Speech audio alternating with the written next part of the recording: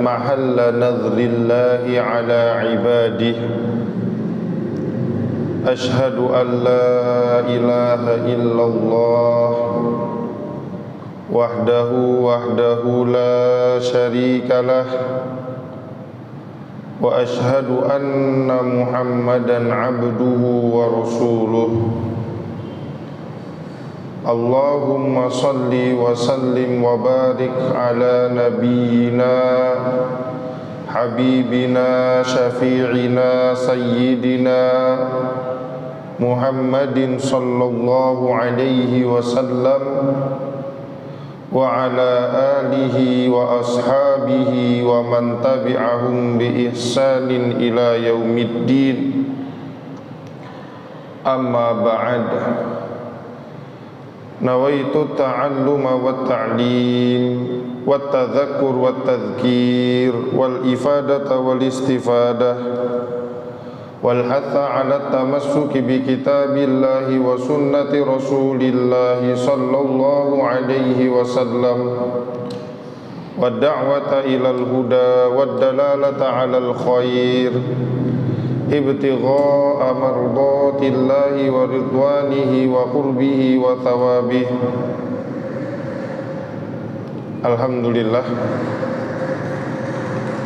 Allah berikan kesempatan kepada kita untuk menggunakan nikmat-nikmat yang Allah berikan ini di jalan-jalan kebaikan. Allah berikan nikmat waktu, Allah berikan nikmat sehat, Allah berikan nikmat lapang. Yang dari nikmat-nikmat ini kita dapat gunakan untuk hal-hal kebaikan. Tentunya semua ini tidak lepas daripada hidayah dan taufik Allah Subhanahu wa ta'ala. Maka kita senantiasa bersyukur kepada Allah, berharap Allah senantiasa kekalkan nikmat taufik, nikmat hidayah pada diri kita. Jamaah salat maghrib hafizakumullah. Judul pengajian kita pada malam hari ini berkaitan tentang hati. Di flyer tulisannya ada apa dengan hati. Maka kalau kita membahas tentang hati, tentang fungsi hati, tentang bagaimana kedudukan hati, ini sebenarnya Nabi SAW sudah menjelaskan dari hadis-hadisnya. Bahkan Allah juga sebenarnya sudah mention hubungan antara hati di ayat-ayat Quran. Allah Subhanahu wa ta'ala itu berulang kali perintahkan manusia untuk bertakwa. Ya ayyuhalladzina amanu taqullaha wal tanzur nafsum ma qaddamat lighad wattaqullah. Bahkan dalam satu ayat ini Allah perintahkan dua kali perintah untuk bertakwa. Sedangkan Nabi SAW pernah memberikan isyarat at-taqwa hahuna. Takwa itu ada di dalam hati, yang mana hakikatnya takwa itu adalah rasa takut kita kepada Allah, dan posisinya ada di dalam hati kita. Yang dari mana ketika ada perasaan takut di dalam hati kita kepada Allah, ini akan menggerakkan seluruh anggota tubuh kita untuk mentaati Allah Subhanahu wa ta'ala.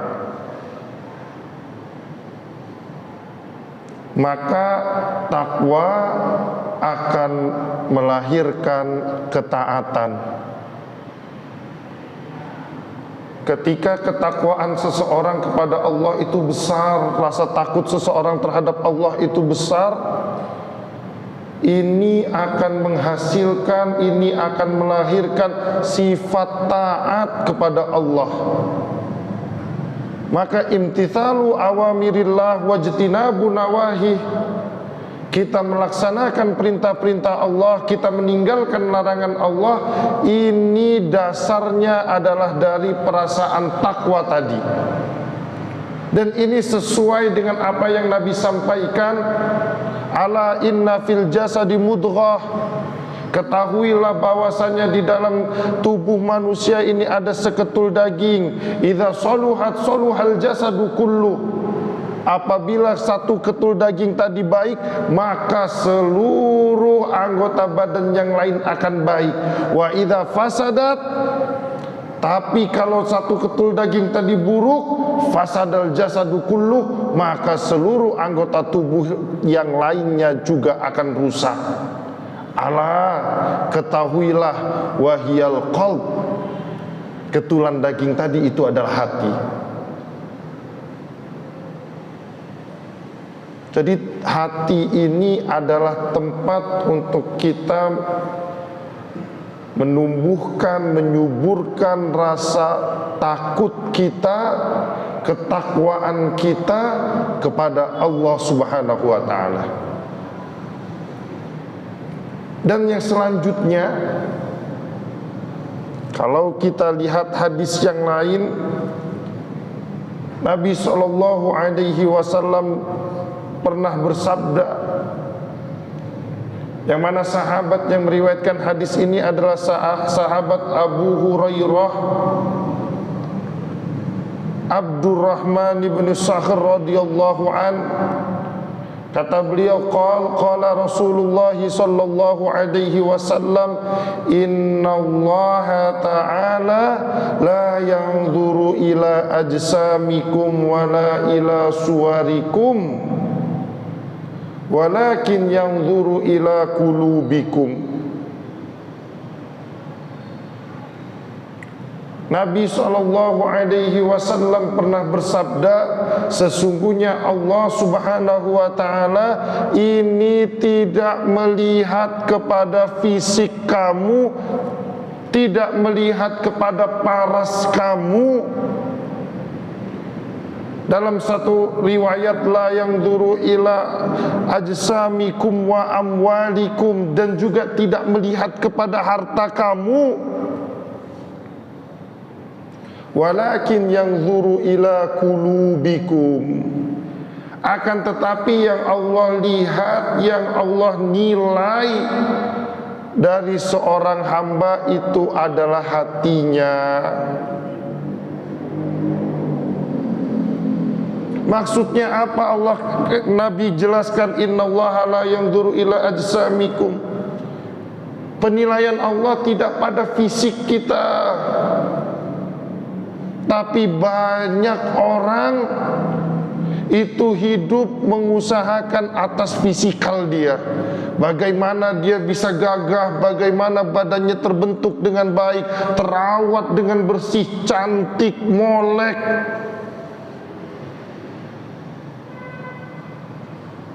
Sibuk memperhatikan fisik, sibuk memperbaiki fisik, sibuk memperindah fisik.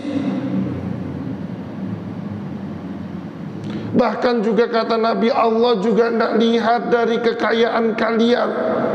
Tapi banyak orang yang hidup di dunia sekarang ini berlomba-lomba mengumpulkan harta, seolah-olah harta tadi adalah tujuan daripada hidupnya. Tentu semua ini adalah indikator yang salah. Kita telah salah menetapkan sebuah indikator di dalam menentukan kejayaan kita. Kenapa Allah tidak akan nilai dari fisik kita? Allah tidak akan beri pahala dari sekedar penampilan fisik kita, dari sekedar kepintaran kita, kepiawaian kita berbicara, harta kita, pangkat kita, jabatan kita. Itu bukan indikator penilaian Allah yang Allah gunakan untuk memberikan pahala kepada seorang hamba. Bukan. Akan tetapi dijelaskan bahwasanya Allah itu menilai hamba, Allah itu memberikan ganjaran kepada hamba berdasarkan hatinya. Yang Allah lihat itu adalah hati hamba tersebut, sehingga hakikatnya hati adalah mahallu nadrillahi ta'ala ala ibadih. Hati itu adalah tempat jatuhnya pandangan Allah terhadap seorang hamba. Yang Allah lihat dari seorang hamba itu hatinya. Yang Allah nilai dari seorang hamba itu bagaimana hatinya. Apa yang dilihat? Bagaimana ikhlasnya, bagaimana niatnya.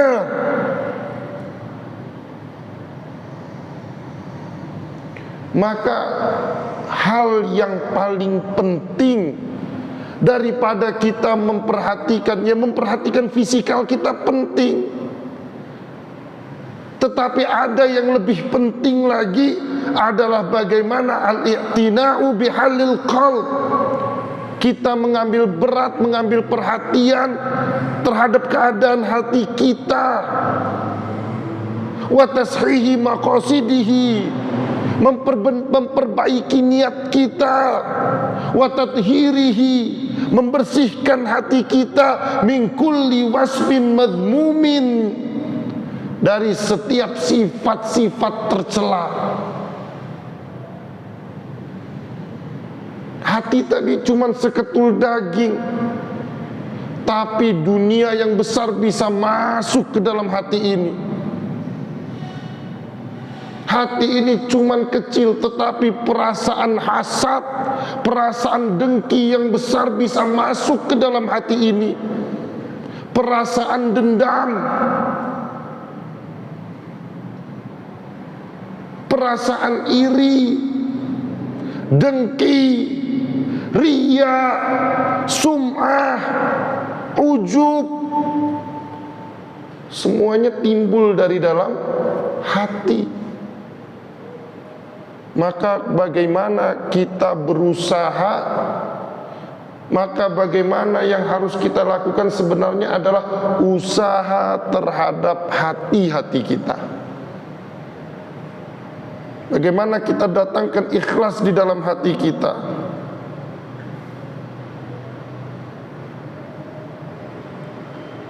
Tanamkan dalam mindset kita bahwa al-i'tina'u bi islahil qalbi muqaddamun ala amalil jawarih.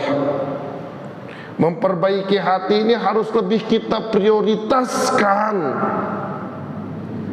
dari sekedar amalan-amalan zahir kita. Kenapa? Li'anna amalal qalbi musahihun lil a'mali syar'iyyati. Karena dari hati ini baru satu perbuatan yang kelihatannya ini adalah perbuatan agama, perbuatan syariat, ini bisa dinilai oleh Allah Subhanahu wa ta'ala.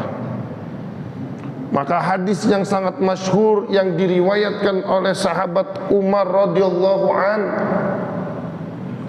kata beliau, innamal a'malu binniyat. Sesungguhnya ganjaran dari sebuah amal itu bergantung dengan niat dia. Dan mahallun niyah, tempat niat itu adalah al-qalb, hati. Seseorang Allah beri ganjaran, seseorang Allah beri pahala, itu tergantung bagaimana dengan niat yang ada di dalam hatinya.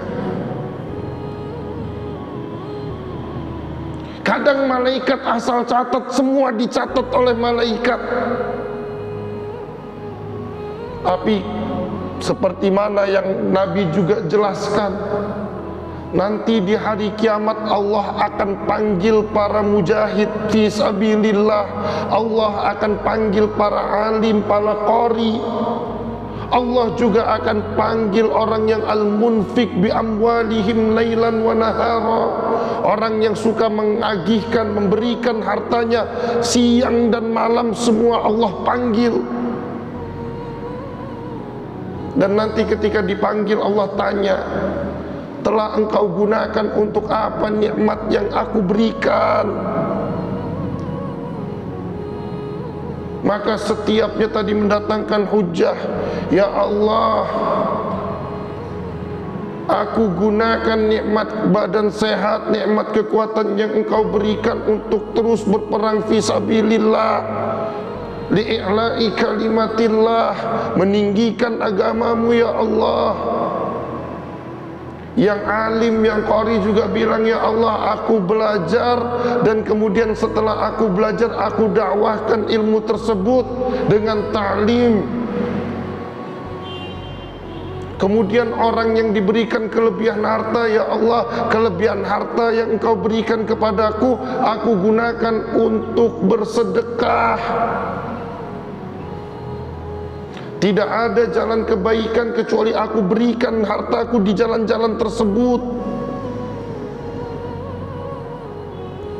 Tapi Allah subhanahu wa ta'ala yang mengetahui segala sesuatu yang batin dan juga yang zahir. Qul in tubdu ma fi sudurikum aw tukhfuhu ya'lamhu Allah. Apa yang kita zahirkan, apa yang kita sembunyikan dalam hati kita, semua di sisi Allah sama. Allah tahu apa yang ada di dalam hati kita. Allah jawab 3 orang tadi, kadzabta, kamu berdusta. Kamu yang jihad fisabilillah, kamu jihad fisabilillah supaya kamu di dunia dipanggil pemberani. Dan kamu sudah dipanggil pemberani, sekarang sudah tidak ada lagi balasan untuk kamu. Bawa dia ke neraka. Kemudian tadi itu padahal dia syahid. Makanya kategori syahid itu ada syahid fid dunya wal akhirah, ada syahid fid dunya saja. Niatnya tadi salah. Maka syahidnya fid dunya saja, orang kenal dia syahid. Akan tetapi Allah yang maha mengetahui, tahu tujuan dia apa, niat dia apa. Kemudian orang yang alim dan qari tadi Allah juga katakan, kamu bohong. Kamu ngajar kemana-mana itu supaya kamu dipanggil qari, supaya kamu dipanggil hebat, pinter. Kamu udah dapat di dunia, maka sekarang sudah tidak ada lagi bagian untuk kamu.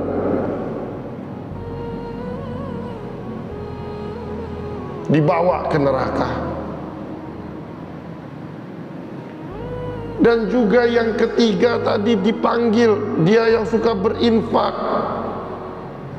Allah juga katakan kepadanya, kadzabta, kamu bohong. Kamu berinfak supaya dipanggil orang dermawan, dan kamu telah dapatkan di dunia, semua orang menyanjung-nyanjung kedermawanan kamu. Maka sudah tidak ada lagi bagian untuk kamu di akhirat. Bawa dia ke neraka. Hati. Kadang kita tertipu dengan hati kita. Si banyak perbuatan baik yang kita lakukan, Akan tetapi jangan-jangan tidak ada satu pun yang Allah terima. Dan apa yang saya sampaikan di sini bukan untuk kita menjudge, menghukumi orang lain. Karena apa? Ittila'ul qulub itu hanya milik Allah Ta'ala. Yang mampu mengetahui hati seseorang hanya Allah Subhanahu wa Ta'ala. Adapun kita makhluk, nahkumu bizzawahir wallahu yatawalla bissarair. Kita melihat sesuatu dari segi zahir saja. Adapun masalah yang batin itu kita serahkan kepada Allah Subhanahu wa Ta'ala. Jangan selepas kita belajar, ini semua orang kita tuduh, ini di dalam hati kita bukannya kita husnuzon, tapi selalu suuzon kepada orang lain. Tidak ikhlas, riya, sum'ah, ujub. Bukan. Kita belajar untuk memperbaiki diri kita, bukan untuk menghukumi orang lain, bukan untuk menilai orang lain. Nilai dulu diri kita. Dan kalau kita sudah menilai diri kita, maka tidak akan ada lagi waktu, kesempatan untuk kita menilai orang lain. Perbaiki hati kita. Ini untuk kita lihat hati kita. Bagaimana niat kita? Niat yang paling penting. Dan dengan niat ini segala sesuatu Allah nilai. Wa innama likulli imri'in ma nawa. Dan sungguhnya apa? Setiap orang itu mendapatkan apa yang dia niati.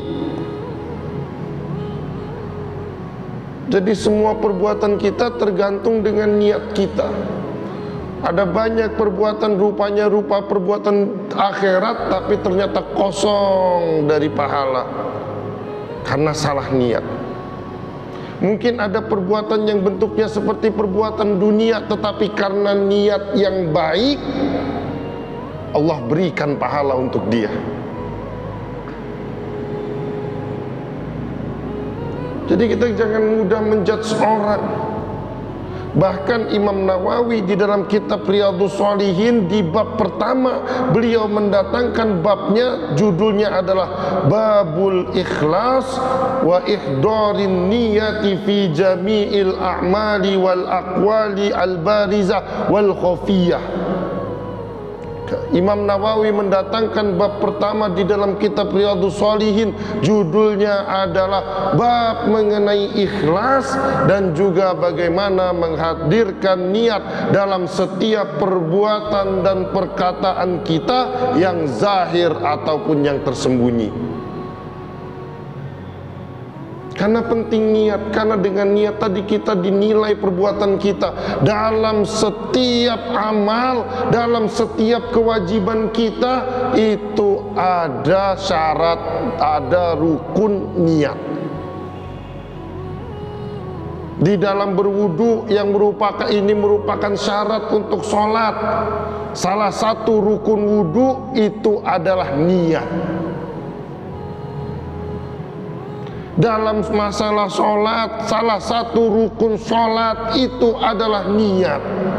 Dalam masalah puasa, salah satu rukun puasa adalah niat. Zakat juga niat, puasa juga niat. Dalam setiap amal ibadah, niat merupakan rukun ataupun syarat awal yang harus dipenuhi. Kenapa? Karena dengan niat bisa dibedakan antara satu perbuatan ini ibadah atau sekedar rutin. Bisa jadi orang yang pergi ke tempat wudhu itu dia cuci muka, cuci tangan, cuci basuh kepala dia, cuci kaki dia. Itu niatnya cuman apa? Bersihin debu. Cuman apa? Karena habis panas-panasan, habis itu pergi ke kamar mandi bersihin dari menyegarkan tubuh, tabrid. Dan pentingnya niat apa? Untuk membedakan ini wudhu tujuannya adalah taqarrub ilallah, mendekatkan diri kepada Allah, atau tadi cuman sekedar rutin, cuman sekedar mendinginkan badan.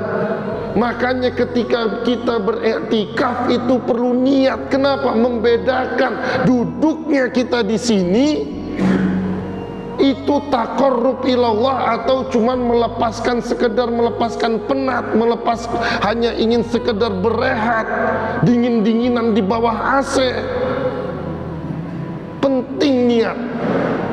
Dan ketika kita tidak niat, tidak dapat pahala. Ketika tidak ada niat di dalam ibadah fardu, batal ibadahnya. Dan mahallun niyah fil qalbi, tempat niat di dalam hati. Walaupun Imam Syafi'i mengatakan at-talaffuz bin niyah sunnatun au mustahabbatun au mustahabbun, melafalkan niat hukumnya mustahab, sunnah di sisi mazhab Syafi'i. Kenapa? Alasannya Imam Syafi'i ataupun di dalam mazhab Syafi'i, ashabu Syafi'i, alasannya adalah liyu'inal qalb, supaya mudah hati kita, supaya hati kita mudah membayangkan ini kita sedang mau ngapain. Coba dibayangkan, mungkin kita pernah merasakan imam sholat, imam udah mulai sholat, kita masbuk, kita telat datangnya, lari masuk masjid, imam ruku. Itu kebayang nggak buru-burunya? Ketika takbir itu kebayang nggak niat apa? Allah, di sholat apa ini? Saya pernah nggak merasakan itu? Wah, sholat apa ya gitu? Oh, ternyata sholat zuhur, asar ternyata. Nah, kenapa ada talafuz bin niyah? Tujuannya untuk memudahkan hati kita membayangkan ini apa. Oh, ini sholat zuhur. Makanya di awal usolli fardhu zuhri arba'a raka'atin. Oh, ketika Allahu Akbar, oh zuhur tadi. Tapi kalau kita buru-buru udah lari ngos-ngosan, imamnya mau bangun dari i'tidal, kita biar dapat 1 rakaat, Allah, sholat apa? Lupa. Gitu. Jadi penting untuk niat. Karena apa? Karena yang Allah terima itu adalah yang ikhlas. Yang mana ikhlas itu apa? At-ta'ari amadunallah, dia kosongkan hati dia daripada selain Allah. Ibadah dia dilakukan untuk Allah, tujuannya adalah Allah subhanahu wa ta'ala. Itu pentingnya. Dalam setiap keadaan sebenarnya kita bisa mendapatkan kebaikan. Tidak nyusahin orang lain. Kalau kita punya niat yang bagus saja, kita tidur dengan niat saya nggak mau nyusahin orang lain, nggak mau ganggu orang lain, dapat pahala. Ditambah niatnya lagi, saya nanti mau bangun tahajud, dapat lagi pahala. Saya niatnya juga beramal dengan Quran, wa ja'alna naumakum subata, dan telah kami jadikan tidur kalian ini sebagai kerehatan. Niat amal tadi dapat pahala. Makanya setiap orang ini sama tidur, sama makan, sama aktivitasnya, kerja di tempat yang sama, perbuatannya sama, waktu sholatnya sama, tapi mungkin satu orang ini punya pahala yang berbeda dengan yang lainnya. Sama-sama pergi kerja, sama pulangnya, tapi ternyata yang satu pergi kerja sekedar rutin, pergi kerja, jalan pergi kerja karena ini kewajiban sama bos. Tapi satu pergi kerja, saya pergi kerja untuk menunaikan tanggung jawab saya kepada keluarga saya, menunaikan kewajiban saya menafkahi anak istri saya. Saya juga niat beramal seperti mana kata Nabi apa? Bahwasanya Nabi Daud yang dia seorang raja aja, kata Nabi Muhammad, karena Daud alaihi salam la yakulu illa min amali yadihi. Nabi Daud tuh tidak makan kecuali dari hasil kerjanya sendiri. Saya niat seperti mana para anbiya alaihi musholatu wassalam, yang mereka juga apa? Ikhtiar, berusaha, bekerja. Saya niat seperti mereka, dapat pahala. Yang sekedar rutin, waduh saya harus pergi kerja, kalau enggak saya dimarahi bos, kosong daripada pahala. Makan bisa jadi pahala, makan juga bisa sia-sia. Niat dengan makan supaya bisa kuat untuk beribadah, Allah berikan pahala.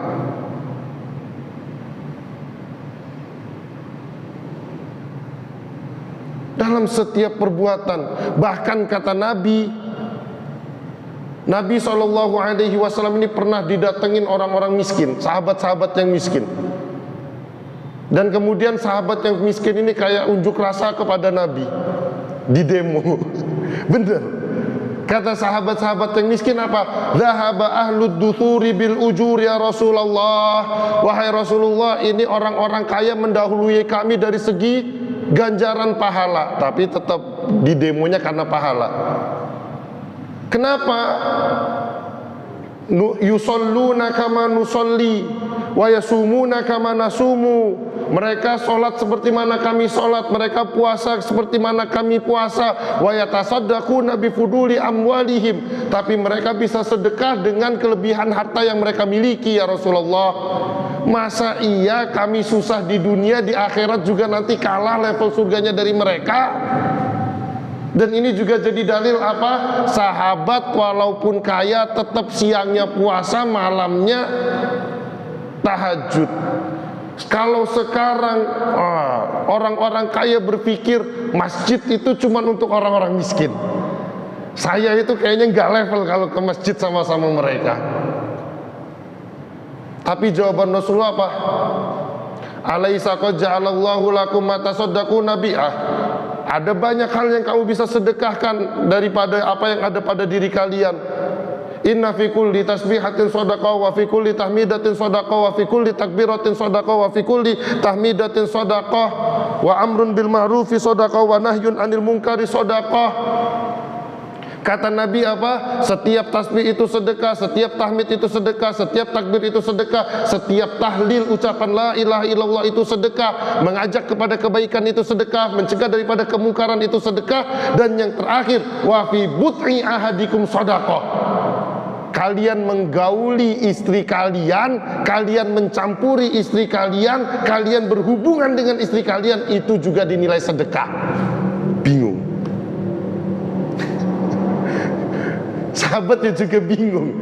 Ya, lebih bingung sahabat daripada bapak-bapak, daripada panjenengan semua. Kenapa? Sahabat itu ketika mereka yang orang-orang muhajirin itu di Mekah, mereka berislam, beragama di bawah penindasan orang-orang musyrik Mekah.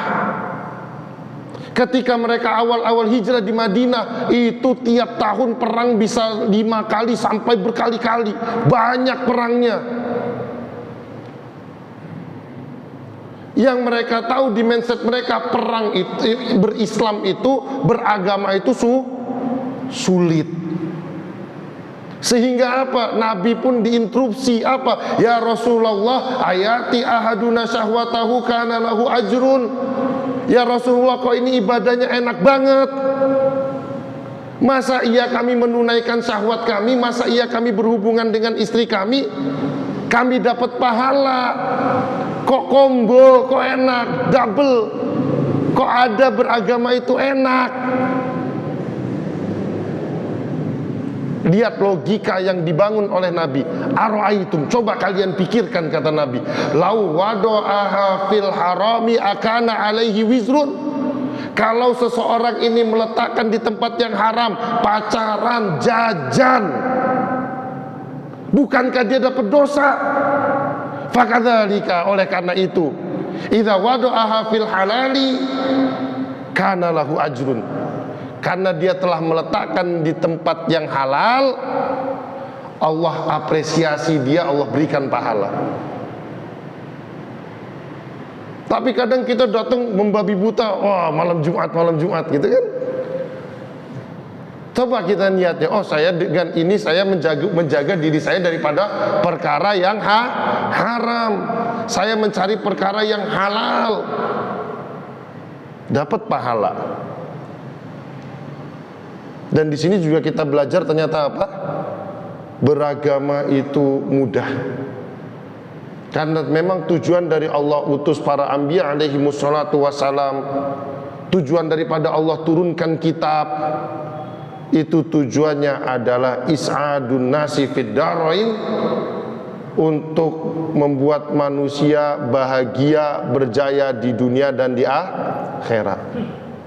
Maka sebenarnya kalau kita dalam beragama ini merasa berat, mesti ada yang salah dari cara beragama kita.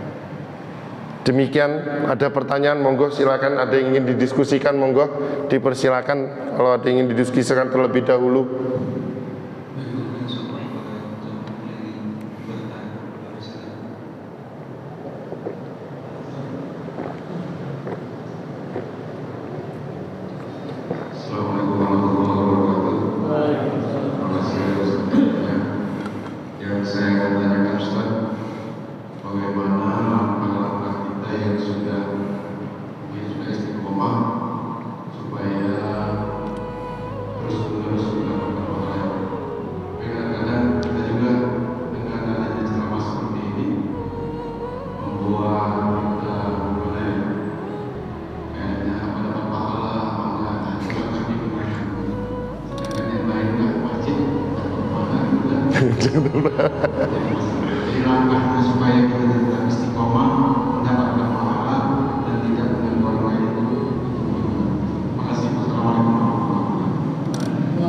Waalaikumsalam warahmatullahi wabarakatuh.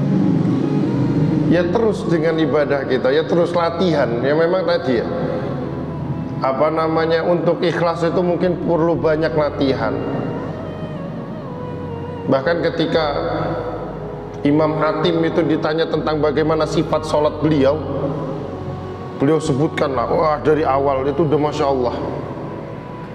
Ketika berdiri itu serasa apa, berada di hadapan Ka'bah, berada di atas Sirat, sebelah kanan surga, sebelah kiri neraka, khusyuk dan juga memanai setiap bacaannya. Tapi apa? Tapi ketika di akhir, ketika salam, itu ada di dalam hatinya, saya pun tidak yakin apakah amalan ini diterima oleh Allah ataupun tidak. Dan ini sebenarnya al-i'tirafu bil ajzi' itu adalah min alamatil qabul. Ketika kita bisa merasa, oh kita mengakui ada yang lemah, ada yang kurang dari ibadah kita, itulah salah satu tanda ibadah kita qabul, ibadah kita diterima. Kok bisa? Ya gitu memang. Kenapa? Ini juga ilah, alasan kenapa di dalam hadis Nabi menyatakan apa? Bahwasanya fa inni astaghfirullah kulla mi'ata marrah kulla yaumin mi'ata marrah, atau kama qala Nabi sallallahu alaihi wasallam. Ada yang bilang ada riwayat sab'ina marrah. Nabi itu bilang apa? Dan aku senantiasa beristighfar, mohon ampun kepada Allah itu sehari 100 kali, ada yang riwayat 70 kali. Kalau kita mau memikirkan lagi, Nabi ini istighfar buat apa? Kan Nabi maksum. Kan Nabi apa? Ghufira lahu ma taqaddama min zambihi wa ma ta'akhkhar. Udah diampuni dosa yang telah lalu dan dosa yang akan. Kok Nabi istighfar? Kok Nabi setelah sholat ngajarin kita istighfar? Kok Nabi setelah kita keluar dari WC ngajarin kita ghufranaka, minta ampun kepada Allah? Apa? Kenapa ini Nabi seperti ini? Ini adalah bentuk tawadhu'nya Nabi sallallahu alaihi wasallam, dan ini adalah syarat qabul. Ketika kita tawadhu, rendahkan diri kita di hadapan Allah, kita bayangkan betapa agungnya Allah, betapa mulianya Allah, betapa sempurnanya Allah, dan kita beribadah kepada Allah dalam keadaan kurang. Ibadah kita kalau mau diberikan kepada Allah, kalau mau diperuntukkan untuk Allah, betapa hinanya ibadah kita, betapa banyaknya alfa kita, betapa banyaknya lalai kita. Di dalam sholat kita berapa persen kita bisa khusyuk? Jadi kita harus ada perasaan ini ibadah saya mau kita persembahkan untuk Allah, ini apa yang mau kita persembahkan untuk Allah. Tapi tentu terus beribadah, terus memperbaiki diri, terus istiqomah tadi. Tetapi harus ada di dalam hati kita perasaan kurang. Kenapa? Karena kita sedang menyembah Allah yang beliau adalah zat yang maha sempurna, yang seluruh sifat sempurna ada pada Allah subhanahu wa ta'ala. Sedangkan kita makhluk yang lemah, makhluk yang rendah. Ibadah yang kita lakukan untuk Allah tentu apabila dibandingkan dengan keagungan Allah ketika dipersembahkan kepada Allah, pasti banyak alfanya, pasti banyak kurangnya, walaupun kita usaha sesempurna mungkin. Maka ketika kita merasa kurang, ketika kita merasa lemah di dalam ibadah kita, itu adalah tanda qabul. Ketika kita bilang kita merasa saya tidak bisa mengenal Allah, bagaimana zat Allah, itulah tanda kita mengenal Allah. Karena apa? Kita serba terbatas, kita serba lemah, sedangkan Allah yang mulia dan yang tanpa ada batasnya. Wallahu a'lam. Cukup. Ada lagi? Cukup. Oke, apa yang telah kita bahas pada malam hari ini, semoga ini bisa menjadi pedoman untuk kita. Karena apa? Karena awal sekali Allah nilai suatu amal itu dari ikhlasnya. Wa ma umiru illa liya'budullaha mukhlishina lahuddin. La yanalallaha luhumuha wala dima'uha walakin yanaluhu taqwa minkum. Ikhlas. Bagaimana kita melakukan sesuatu itu niat untuk Allah. Kita kosongkan hati kita, niat untuk pujian manusia, niat daripada ingin dilihat orang lain. Hilangkan niat-niat tersebut, tujuan-tujuan tersebut. Tujuan kita dalam ibadah kita adalah Allah. Sebenarnya kalau kita beramal, beribadah tujuannya makhluk, itu malah syirik. Wallahu a'lam. Semoga apa yang kita dengar ini bisa bermanfaat. Kita akhiri dengan hamdalah, alhamdulillahirabbil alamin, dan doa kafarah majlis. Subhanakallahumma wa bihamdi, subhanakallahumma wa bihamdika, asyhadu an la ilaha illa anta astaghfiruka wa atubu